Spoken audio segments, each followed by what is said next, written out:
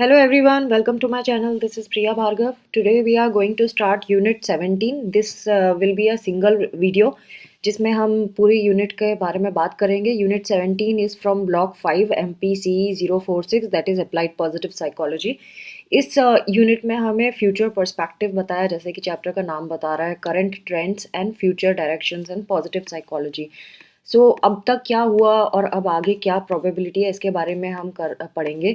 So positive psychology का goal and scope के बारे में इन्होंने बताया कि ये साइंटिफिक फील्ड ऑफ स्टडी मानी गई है और इसका मेन जो पॉइंट ऑफ व्यू था वो यही था कि गुड थिंग्स के बारे में पढ़ना, इंसान की जितनी भी स्ट्रेंथ्स एंड टैलेंट्स हैं, रिजिलियंस, इसके बारे में हमने पढ़ा पॉजिटिव साइकोलॉजी में. और इसका मेन फोकस भी यही था, ह्यूमन बींग्स के डिफरेंट आस्पेक्ट्स पे फोकस करना, स्पेसिफिकली जो पॉजिटिव साइड में लेके जाता है, जो फ्लरिशिंग लाइफ की तरफ लेके जाता है, जैसे कि कैरेक्टर स्ट्रेंथ्स, वर्च्यूज़, इसके बारे में हमने स्टार्टिंग में पढ़ा था.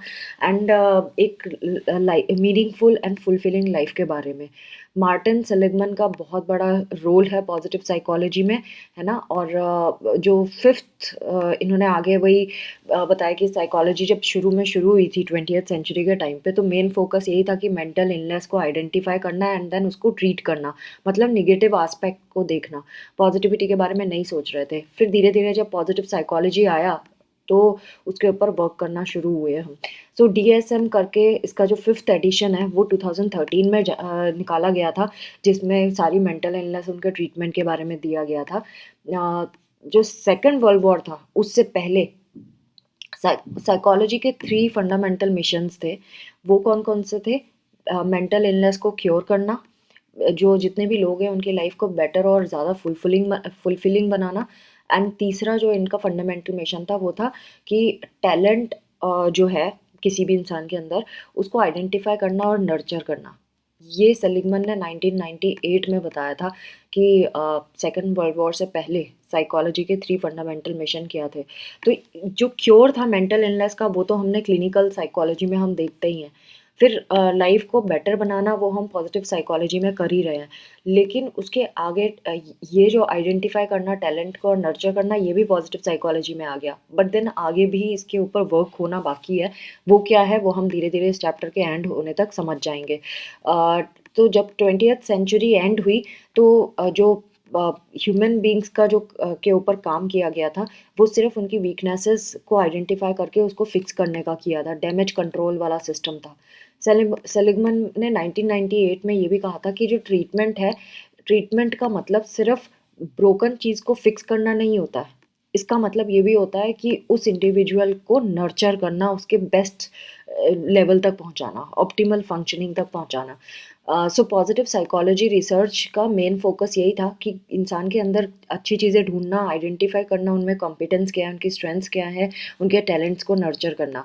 फिर आगे जो मूवमेंट हुए, जो डेफिसिट मॉडल क्या था, जो क्लिनिकल साइकोलॉजी में हम पढ़ते हैं, वो डेफिसिट मॉडल के ऊपर बेस्ड थी. साइकोलॉजी पूरी डेफिसिट मॉडल पे थी. ग्रोथ मॉडल के बारे में हमने बात नहीं की थी उस वक्त तक. तो जो डेफिसिट मॉडल से ह्यूमन फंक्शनिंग की, उसकी स्ट्रेंथ मॉडल का तक हम जब पहुंचना शुरू हुए हैं, तो ये एक शिफ्ट रही है जो डिजीज़ मॉडल से हेल्थ मॉडल की तरफ मूव हम करते आए हैं. तो पॉजिटिव साइकोलॉजी का जो मेन एम्फेसिस है वो मेंटल इलनेस के बियॉन्ड देखना, मेंटल वेलनेस की तरफ देखना है. सो स्कोप ऑफ पॉजिटिव साइकोलॉजी की बात करें तो ये साइंटिफिक स्टडी है जिसमें हम ऑप्टिमल फंक्शनिंग की बात करते हैं ह्यूमन बींग्स की. हम ये देखते हैं उसके अंदर गुड क्या है, उसकी लाइफ में अच्छा क्या है, उसकी स्ट्रेंथ्स क्या है, पॉजिटिव रिलेशनशिप्स एंड इंटरेक्शन के बारे में बात करते हैं दूसरों के साथ. एंड देन उनका कंट्रीब्यूशन क्या है पॉजिटिविटी में, इसके बारे में बात करते हैं. इसके अलावा हम उन रिजिलियंस के बारे में बात करते हैं, कैसे इंडिविजुअल अपनी डिफ़िकल्ट सिचुएशन में को ओवरकम कर सकता है, कैसे अपनी सोसाइटी में आगे बढ़ सकता है. तो 3 पॉइंट फोकस के बारे में इन्होंने बात की है. कौन कौन से हैं? नंबर 1 इंडिविजुअल लेवल पे, नंबर 2 कम्युनिटी लेवल पे एंड नंबर 3 नेशन लेवल पे. तो इंडिविजुअल लेवल पे अगर हम पॉजिटिव साइकोलॉजी की बात करें तो हम उनके इसमें क्या करते हैं, इंडिविजुअल का पॉजिटिव ट्रेड देखते हैं, उसकी कैरेक्टर स्ट्रेंथ देखते हैं। कम्युनिटी की बात करें तो हम पॉजिटिव इंस्टीट्यूशन बनाने की बात करते हैं, पॉजिटिव वर्क प्लेस बनाने की बात करते हैं और केयरिंग कम्युनिटीज़ के बारे में बात करते हैं। नेशनल लेवल पे बात करें तो हम एक पॉजिटिव नेशन को बनाने के बारे में बात करते हैं। जो पॉजिटिव कल्चर क्लाइमेट है उसके बारे में बात करते हैं। गवर्नेंस अच्छी हो, उसकी फंक्शनिंग अच्छी हो, पॉलिसीज़ अच्छी आए ओवरऑल कंट्री में, सो दैट जितने भी लोग हैं वो पॉजिटिव वेलबींग को रियलाइज़ कर सके, फील कर सके। फिर thick कोरेज keys dual Quantinuum model के बारे में यहाँ से देखेंगे तो आपको ज़्यादा समझ आएगा। यहाँ पे अगर ये आप पहले भी पढ़ चुके हैं वैसे, poor mental health, optimal mental health, ठीक है, no mental illness symptoms, serious health mental illness. So इसमें क्या बताया है कि अगर poor mental health and serious mental illness है, so poor mental health with mental illness का एरिया बनता है ना। फिर no mental illness symptoms and poor mental health, तो poor mental health without mental illness वाला सिस्टम बनता है। ये 4 सेक्शंस इफ़ यू रिमेंबर, ये हमने पहले भी पढ़ा है। एंड देन फ्लरिशिंग की बात कर रहे हैं, दुखी कौन रहेगा, languishing and flourishing, if you remember ये इसके बारे में हमने बात की थी। तो ये लैंग्विशिंग वाला सेक्शन है और ये फ्लरिशिंग वाला है कि मेंटल इलनेस तो है लेकिन वो मेंटल हेल्थ अच्छा ऑप्टिमल है। No mental illness and no mental optimal mental health and no mental illness, ये दोनों जो चीज़ें हैं जिसमें ऑप्टिमल मेंटल हेल्थ के बारे में बात की है, चाहे मेंटल इलनेस है या नहीं है, उस वो फ्लरिशिंग सेक्शन में आता है। बाकी दूसरे 2 जो है वो लैंग्वेजिंग सेक्शन में आते हैं। तो ये कोरेज कीज डुअल कॉन्टिनम मॉडल है जिसके बारे में यहाँ पे इन्होंने बात की है। तो कीज डुअल कॉन्टिनम मॉडल यही कहता है, 4 क्वाड्रेंट बना रहा है। ये देखिए 4 क्वाड्रेंट है, इसके बारे में इन्होंने बात की है जो हाईलाइट करता है कि कैसे सिर्फ मेंटल इलनेस नहीं होना मतलब हैप्पीनेस नहीं होती है। आपको किन चीज़ों की ज़रूरत है। सो ये दोनों चीज़ें एक साथ होनी चाहिए, वेलबींग भी and no mental health mental illness. So Hegel's thesis, antithesis and synthesis model के बारे में बात करें तो इन्होंने ये बताया है कि जो हमारा जो एक्सक्लूसिव फोकस होता है वो मेंटल इलनेस के ऊपर होता है, वो हो गई थीसिस। फिर जो पॉजिटिव साइकोलॉजी है वो पॉजिटिव साइड में देख रही है, पॉजिटिव इमोशन स्ट्रेंथ्स को देख रही है, वो हो गई एंटीथीसिस। क्योंकि जो पहले मेंटल इलनेस वाला था वो नेगेटिव था, वो हो गई थीसिस। फिर उसका जस्ट उल्टा हमने किया पॉजिटिव साइकोलॉजी में, जो एंटीथीसिस हो गई। एंड देन सिंथेसिस आता है जब आप इन दोनों को कंबाइन करके कुछ बेटर निकालते हो।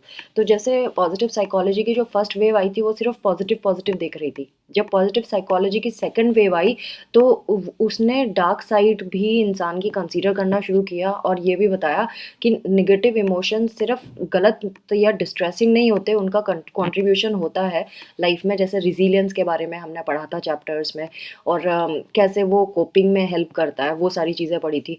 तो इसमें इन्होंने यही चीज़ बताई है कि सिंथेसिस में हम दोनों आस्पेक्ट देखेंगे। तो जो पॉजिटिव साइकोलॉजी की फील्ड है जिसको हम सिंथेसिस नाम देंगे, वो negative as well as positive दोनों आस्पेक्ट्स को देखेगी। Now coming to trends in research in positive psychology, जो मैस्लो हैं उनको क्रेडिट जाता है कि उन्होंने पॉजिटिव साइकोलॉजी टर्म को इंट्रोड्यूस किया था सबसे पहली बार। सो पैथोलॉजी का व्यू क्या होता है ह्यूमन फंक्शनिंग के बारे में, कि ये कब आया था, और पैथोलॉजी का व्यू जो था ह्यूमन फंक्शनिंग के बारे में वो सबसे ज़्यादा इम्पोर्टेंट हुआ वर्ल्ड वॉर 2 के बाद, क्योंकि उस टाइम पे लोग बहुत सारी चीज़ों में सफ़र कर रहे थे और तब साइकोलॉजी की फील्ड का मेन काम यही था मेंटल हेल्थ को चेक करना, अगर ख़राब है तो उसका ट्रीटमेंट करना। 20th सेंचुरी जब ख़त्म होती गई तब तक पॉजिटिव साइकोलॉजी के पर्सपेक्टिव आने लगे थे, वो इमर्ज होने लगी थी, उसका इन्फ्लुएंस होने लगा था रिसर्चेस में। And main emphasis human strengths पे देने लगे थे, हम self realization, self actualization of individual, इसके ऊपर वर्क करने लगे थे। Deficit model of human functioning जो है वो वही है, क्लिनिकल साइकोलॉजी की बात कर रहे हैं, डेफिसिट मॉडल। एंड इसने काफ़ी हमारी नॉलेज बढ़ाई भी है, हमें मेंटल डिसऑर्डर के बारे में भी पता चला एंड ह्यूमन एग्जिस्टेंस के बहुत सारे एस्पेक्ट्स भी इसने कवर किए। लेकिन जब पॉजिटिव साइकोलॉजी पर्सपेक्टिव पे हमने फोकस करना शुरू किया तो हमें पॉजिटिव इमोशंस, कैरेक्टर स्ट्रेंथ के बारे में पता चला, ह्यूमन बीइंग का टोटल एग्जिस्टेंस के बारे में पता चला। सो ये 2 मॉडल है, एक है डेफिसिट अप्रोच जो क्लिनिकल वाला है एंड स्ट्रेंथ अप्रोच जो पॉजिटिव साइकोलॉजी वाला है। तो ये दोनों अप्रोचेस को मिलाना बहुत ज़रूरी है। अगर ये दोनों, क्योंकि हमारे ह्यूमन एग्जिस्टेंस के ये दोनों इम्पॉर्टेंट एस्पेक्ट है, आप एक को हटा नहीं सकते, है ना? तो जो सेकंड वेव पॉजिटिव साइकोलॉजी की आई, उसका मेन हाइलाइट यही था कि जो हम इग्नोर नहीं कर सकते नेगेटिव को, हमें सफरिंग से भी हम कुछ सीखते हैं, हमारी एग्जिस्टेंस का ये पार्ट है।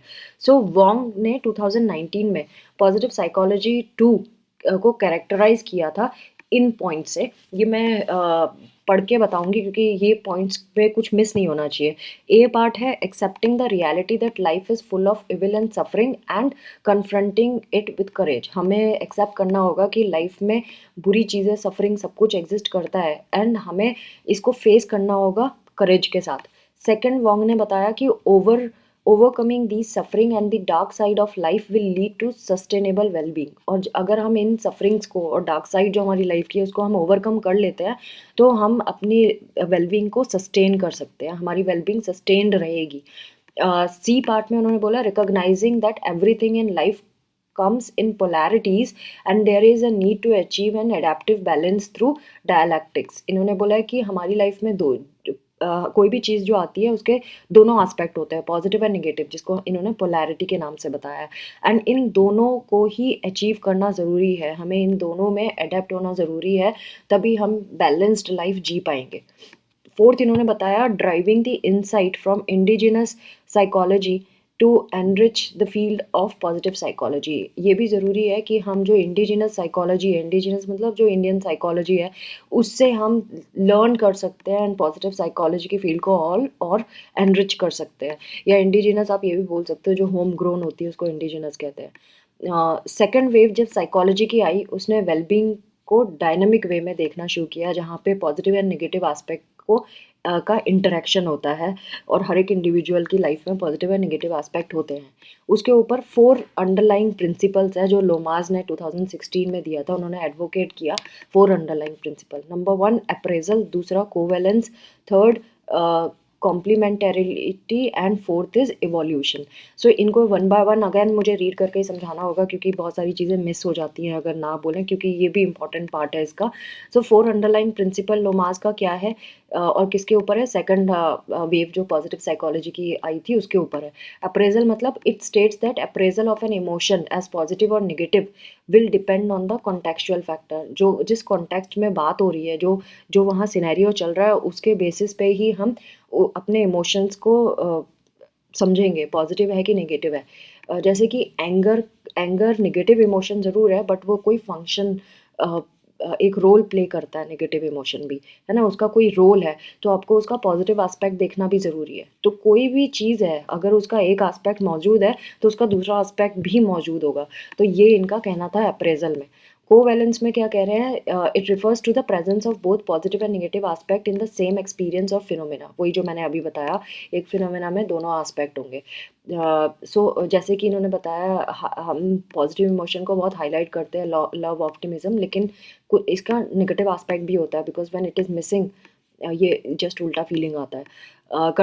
कॉम्प्लीमेंटैरिटी मतलब पॉजिटिव एंड नेगेटिव जो एलिमेंट्स होते हैं वो किसी इमोशन में होते ही होते हैं, तभी वो उसको होल एक्सपीरियंस हम ले पाएंगे किसी इमोशन का, जब उसके दोनों ही एलिमेंट्स को हम देखेंगे, आइडेंटिफाई करेंगे। सो जैसे कि कॉइन के दोनों साइड होते हैं, है ना, सो तभी वो एक कॉइन बनता है। इवोल्यूशन के बारे में आप अगर देखें तो सब में इन्होंने पॉजिटिव एंड नेगेटिव को ऐड किया हुआ है, बस इस टॉपिक के ऊपर आपको बात करनी है लेकिन उसके पॉजिटिव एंड नेगेटिव एस्पेक्ट्स को लेते हुए। ना इवोल्यूशन के बारे में क्या बोल रहे हैं? Focus on the contextual factors in the study of positive और negative aspect of human existence. Human existence के जो पॉजिटिव एंड नेगेटिव एस्पेक्ट है उसके कॉन्टेक्चुअल फैक्टर्स पे ये फोकस करता है evolution. It states that finally it is the synthesis of the various aspects related to the phenomena that is important for his holistic understanding rather than focusing on the different elements of it separately। तो किसी भी phenomena के दोनों सारे aspects को आपको देखना पड़ेगा। एक फिनोमेना के बहुत सारे एस्पेक्ट होते हैं, सिर्फ पॉजिटिव नेगेटिव नहीं, मिक्सचर भी होता है डिफरेंट प्रोपोर्शंस में, तो आपको सबको देखना पड़ेगा, हर एक एलिमेंट को देखना होगा।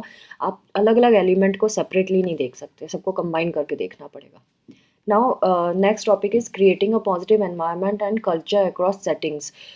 जो ह्यूमन बींग्स की बात करें तो हम सब सोशियो कल्चरल एनवायरनमेंट में फंक्शन करते हैं, उसी में डेवलप होते हैं, उसी में ही जीते हैं, है ना, हम अपने एनवायरनमेंट को अलग करके नहीं देख सकते। एंड इनका हमारा जो सराउंडिंग एनवायरनमेंट होता है उसका हमारे ऊपर इम्पैक्ट भी पड़ता है ना, पॉजिटिविटी आती है, हमें कल्चर से बहुत सारी चीज़ें सीखने के लिए मिलती है, जो हमारे कल्चर में जितनी भी चीज़ें चलती हैं, ओपननेस मिलती है हमें, creativity, motivation, resilience, empathy, meaningfulness, spirituality, ये सारी बहुत इंपॉर्टेंट पार्ट है हमारी लाइफ के, और ये सारी चीज़ें हम अपने कल्चर से सीखते हैं। सो एक नर्चरिंग पॉजिटिव एनवायरनमेंट और कल्चर बहुत ज़रूरी है, चाहे वो फैमिली में हो, चाहे स्कूल में हो, हेल्थ में हो या वर्क क्लाइमेट में हो, कहीं पे भी सब जगह ये चीज़ों की ज़रूरत होती है। एंड हमारे हर लाइफ के एस्पेक्ट में ये चीज़ मौजूद होती है, हमारे फुल ह्यूमन फंक्शनिंग में बहुत ज़रूरी होती है। एक कैसल करके आया था, हमने पहले भी कैसल के बारे में पढ़ा था, collaborative for academic, social and emotional learning. तो जो दिल्ली स्कूल के बारे में भी हम पहले बात कर चुके हैं कि नर्सरी से लेके 8th ग्रेड तक का एक हैप्पीनेस करिकुलम चलाया गया था, जहाँ पे बच्चों का एक 45 मिनट्स का पीरियड होता था, जिसमें मोरालिटी, हैप्पीनेस, वेलबींग के बारे में बात की जाती थी, और इसका फीडबैक यही आया कि ये बहुत अच्छा था। सो इसका फोकस यही होता है कि सोशियो इमोशनल स्किल्स जो है वो बच्चों में डेवलप की जाए, सो दैट वो एक पॉजिटिव पर्सन बन सके, एक पॉजिटिव इमोशनल क्लाइमेट हमेशा स्कूल में बना रहे, इसके ऊपर बात की गई है। नाउ पॉजिटिव साइकोलॉजी इंटरवेंशंस के बारे में बात करें तो बहुत सारे इंटरवेंशंस चले हैं, एंड सेलिगमन का जो पॉजिटिव इंटरवेंशंस है उसकी एडोलेसेंट्स पे भी हमने वर्किंग देखी है, and it is helpful to understand कि उनकी डिफरेंट डिफरेंट आस्पेक्ट कैसे हैं, डिफरेंट वैल्यूज, जैसे रिजिलियंस, माइंडफुलनेस, ग्रेटिट्यूड, ये सब हमने देखा था पीपीआई से। पीपीआई मतलब positive psychology interventions. So in इसके डिफरेंट कंस्ट्रक्ट्स को भी हमने चेक किया था बच्चों में। सो इसका एप्लीकेशन यही है कि हम अपना इसकी एप्लीकेशन को इंटरनेट के थ्रू भी यूज़ कर सकते हैं, टेक्नोलॉजीज़ यूज़ करके भी कर सकते हैं, और लेकिन ये चेक करना बाकी है कि ये कितना एथिकल है, कितना क्रेडिबल है, एंड इसका प्रोसीजर और इफेक्टिवनेस कितनी होगी, उस पे वर्क करना अभी है, बाकी है। एक और साइंस निकल के आ रही है जिसको बोलते हैं पॉजिटिव न्यूरो साइंस, जिसमें हम न्यूरोलॉजिकल फंक्शनिंग के बारे में पढ़ते हैं, हमारा ब्रेन और नर्वस सिस्टम कैसे इन्फ्लुएंस होता है और इन पॉजिटिविटी से। तो अगर कोई इंडिविजुअल की वेलबींग, थ्राइविंग एंड फ्लॉरिशिंग इंडिविजुअल है, तो उसका नर्वस सिस्टम एंड ब्रेन में क्या इम्पैक्ट होता है वो पढ़ना भी बाकी है, वो पॉजिटिव न्यूरो साइंस में हम पढ़ सकते हैं।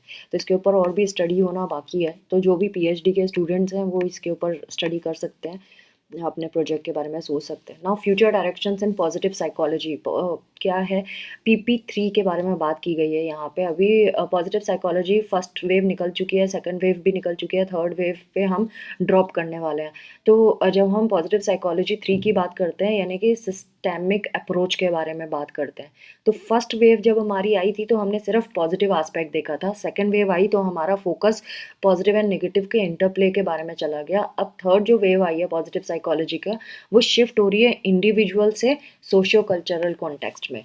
इसमें ये हाईलाइट कर रहे हैं कि सिस्टेमिक जो फोकस है, सिस्टेमिक फोकस मतलब जो हमारा सिस्टम है, हमारा जो सोशियो कल्चरल कॉन्टेक्स्ट है, हम जो डिफरेंट डिसिप्लिन्स है, सो इसका फोकस यही रहेगा कि इंटरडिसिप्लिनरी एंड मल्टीकल्चरल अप्रोच जो है उसके बारे में भी हम पढ़ें, इंडिविजुअल पे किस तरह का असर होता है हमारी सोसाइटी एंड हमारे कल्चर का।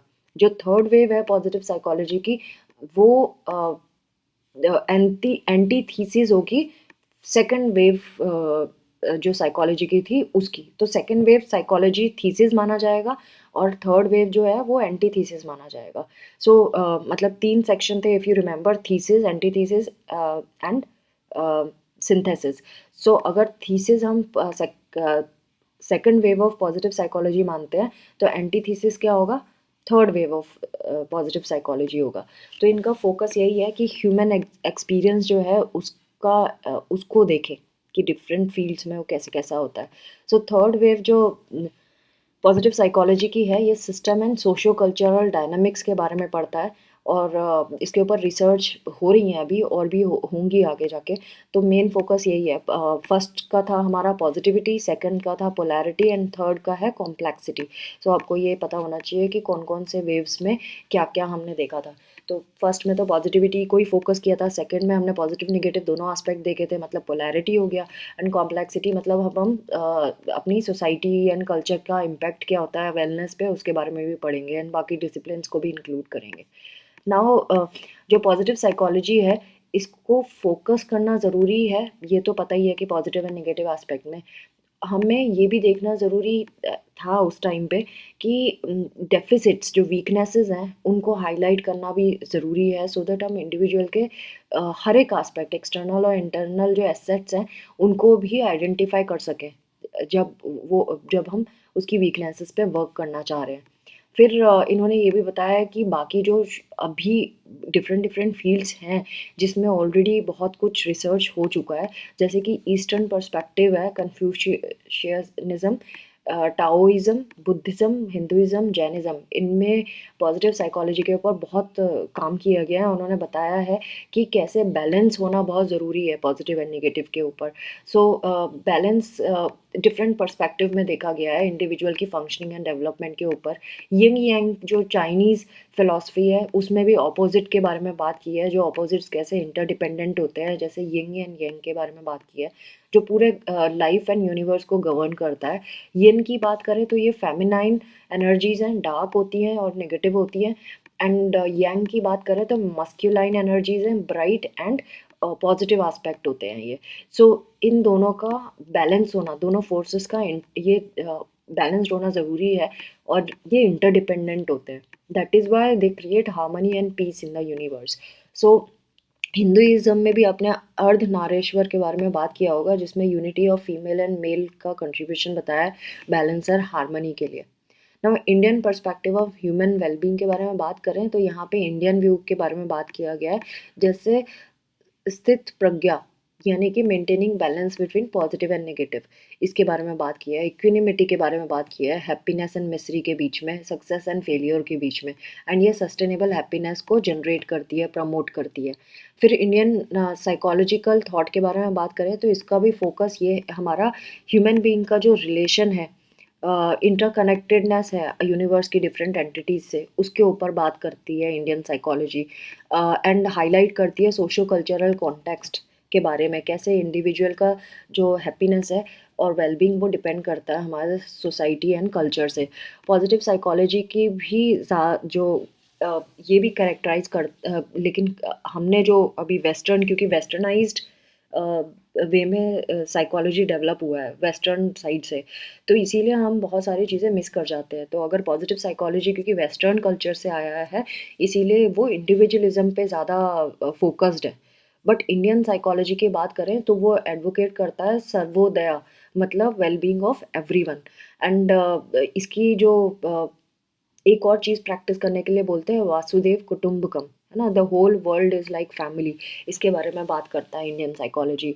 हैप्पीनेस के बारे में बात करता है कि हम तब खुश होते हैं जब हम पूरे पूरे वर्ल्ड को अपनी फैमिली मानते हैं। इंडिविजुअलिस्टिक हैप्पीनेस से कलेक्टिव हैप्पीनेस की तरफ जाते हैं। ट्रू हैप्पीनेस इंटरडिपेंडेंस में है, ऐसा इंडियन साइकोलॉजी कहती है। एंड हर एक जो इंसान है वो हैप्पी रहेगा और अपनी अगर वो उसके रिलेशनशिप्स ना अच्छे मेंटेन्ड होंगे, हार्मोनियस होंगे, पॉजिटिव ग्रोथ होएगी सोसाइटी में, सोसाइटी प्रोग्रेस करेगी, हमारा नेशन प्रोग्रेस करेगा, नेशन हैप्पी रहेगा। सो एक इंटीग्रेटेड व्यू है इंडिविजुअल का अपनी एकोलॉजी के साथ। सो इसके बारे में भी बात की गई है आगे, हमने जो प्रीवियस सिलेबस में पढ़ा हुआ है। इंडिविजुअल को जीवा, इंडियन साइकोलॉजी में जीवा कहते हैं, जीव। एंड ये आइसोलेटेड एंटिटी नहीं है इंडियन साइकोलॉजी में। इसमें बहुत सारे डायमेंशंस को ह्यूमन एग्जिस्टेंस के देखा गया है कि ह्यूमन एग्जिस्टेंस के बहुत सारे डायमेंशंस होते हैं। इंडिविजुअल के रिलेशनशिप्स होते हैं, इंटरडिपेंडेंस होती है अपनी सराउंडिंग्स के, इको कल्चरल सिस्टम से इसका डिपेंडेंसी होती है, और इको सिस्टम भी हम पे डिपेंडेंट है और हम इको सिस्टम पे डिपेंडेंट है। सो जो वेस्टर्न जो कल्चर है वो मटेरियलिस्टिक है हैप्पीनेस के लिए, जबकि इंडियन कल्चर ऐसा नहीं है। सो और वेस्टर्न कल्चर में हम और भी चीज़ों की बात ज़्यादातर मटेरियलिस्टिक एंड इंडिविजुअलिस्टिक के बारे में बात किया है वेस्टर्न कल्चर में।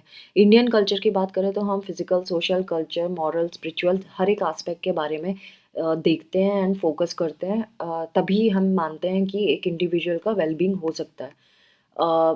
फिर सर्वे भवन्तु सुखिनः, मे ऑल बी हैप्पी, ये भी हमारा गोल रहा है हमारे इंडियन साइकोलॉजी का। तो ब्रॉडर पर्सपेक्टिव में देखें तो वेलबींग का जो एम है वो peaceful and harmonious coexistence है लाइफ का ऑन अर्थ। सो बहुत सारे कैरेक्टर स्ट्रेंथ्स वर्च्यूज़ जैसे कि courage, gratitude, kindness, forgiveness, empathy, love, ये सारे बहुत इम्पॉर्टेंट है पूरे वर्ल्ड में को हैप्पी प्लेस बनाने के लिए। सो ये इसमें बताया गया है। इंडियन साइकोलॉजी का बहुत ज़्यादा कंट्रीब्यूशन है और इसका मेन गोल और स्कोप भी यही है पॉजिटिव साइकोलॉजी में। तो पॉजिटिव साइकोलॉजी अब आगे जहाँ जिस दिशा में जा रही है उसमें इंडियन साइकोलॉजी बहुत इम्पॉर्टेंट रोल प्ले करने वाली है। नाउ इन्होंने यहाँ पे ये भी बताया है कि बहुत इम्पॉर्टेंट है कि हम जो जितने भी एकेडेमिया हैं या गवर्नमेंट फंक्शनरीज़ हैं उन्हें कोलैबोरेट करना होगा, उसको आपस में इंटरेक्ट करना होगा और ऐसी पॉलिसी लानी पड़ेगी जो जो ग्रॉस डोमेस्टिक प्रोडक्ट है उसके अलावा एक और हैप्पीनेस वेलबींग के ऊपर भी इनको एक पॉलिसी लानी पड़ेगी जो इससे कंबाइन कर सके, जिससे कि पूरे सोशल प्रोग्रेस देखी जा सके पूरी ओवरऑल वर्ल्ड में। मल्टी डायमेंशनल एक्यूरेट पोर्ट्रेयल होगा तभी। सो जैसे कि भूटान में हमने जीएनएच के बारे में बात की थी, ग्रॉस नेशनल हैप्पीनेस के बारे में बात की थी, जिसमें हमारी हैप्पीनेस जो है वो उसके ऊपर देखा जाता है, चेक किया जाता है कि लोग कितने हैप्पी हैं। तो वहाँ पे ग्रॉस डोमेस्टिक प्रोडक्ट नहीं, ग्रॉस डोमेस्टिक हैप्पीनेस के ऊपर वर्क किया गया है। सो ये इसमें बताया गया है। सो ये सारे टॉपिक्स मैंने डिटेल में कवर किए हुए हैं प्रीवियस वीडियोस में, तो मैं यहाँ रिपीट नहीं करूँगी। इंडिविजुअल्स जो हैं, अब इसमें बोला है building positive communities and societies. ये कैसे होगी, पॉजिटिव कैसे होगी, जब इंडिविजुअल सोसाइटी में ही एम्बेडेड आए। तो आपको पता ही है हम जब भी हम जी रहे हैं, फंक्शन कर रहे हैं, अपने जो भी चीज़ें कर रहे हैं वो कम्युनिटी में ही कर रहे हैं। तो एक एकोलॉजिकल कॉन्टेक्स्ट के बारे में ब्रॉन फैन ब्रैनर ने एकोलॉजिकल थ्योरी दी थी, जिसमें इन्होंने mesosystem, microsystem, macrosystem के बारे में बात की थी, है ना। सो इसमें यहाँ पे यही बताया है कि हमारा जो एकोलॉजिकल कॉन्टेक्स्ट है किसी इंडिविजुअल का, वो बहुत इंपॉर्टेंट रोल प्ले करता है हमारे ग्रोथ एंड डेवलपमेंट के लिए। तो हम किसी भी चीज़ पे इम्पैक्ट पड़ता है हमारा, चाहे माइक्रो सिस्टम है, मीजो सिस्टम है या मैक्रो सिस्टम, उसका डायरेक्टली और इनडायरेक्टली एक ह्यूमन बींग पे असर जाता ही जाता है। वो कितना सेटिस्फाइड है, उसकी वेलबींग कैसी है, उस पर भी इसका इम्पैक्ट पड़ता है। तो डायनामिक इंटरेक्शन होता है हमारा हमारे इकोसिस्टम से और हमारी वेलबींग पे भी। सो ये हेल्प करता है हमें पूरे समझने में। अगर हम इस चीज़ को रिकॉग्नाइज करें, सो हम इंडिविजुअल के वेलबींग एंड वो कैसे फ्लरिश रहेगा वो हम समझ सकते हैं, एंड कैसे क्या डायनामिक्स है इकोलॉजी और ह्यूमन के बीच में, वो भी हम आइडेंटिफाई कर सकते हैं। अब अगर हम थर्ड वेव से बियॉन्ड जाएं तो हमारा फोकस क्या होना चाहिए। तो जो नई अप्रोच है वो फोकस करती है interdisciplinary, multidisciplinary and transdisciplinary approach पे वेलबींग को स्टडी करने के लिए। इसका मेन चीज़ यही है कि इंक्लूसिव व्यू होगा कि कैसे हम bio, psycho, social, spiritual, ecological wellbeing को कवर करें इसमें। तो नई स्टडी में यही फोकस होगा मेन। सो हमारा हमारा फोकस सिर्फ इंडिविजुअलिस्टिक वेलबींग के ऊपर ना होकर कलेक्टिव हैप्पीनेस एंड वेलबींग के ऊपर होना चाहिए। उसी से ही हमारा अर्थ जो प्लेनेट है वो एक हैप्पी प्लेस बन पाएगा रहने के लिए। तो friends, this was all about unit 17। I hope आपको ये बेनिफिशियल लगेगा। एज सच ये समरी जैसी ही है और आगे क्या स्टडीज़ हो सकती हैं उसके ऊपर ये वर्क किया गया था। एंड बाकी वो थ्योरीज एंड कुछ जो हाइलाइट्स, डिसिप्लिन पॉइंटर्स थे, उनको आप याद रखना। Thanks for watching. Take care of yourself and do not forget to subscribe, like and share my videos with rest of the students. Bye bye.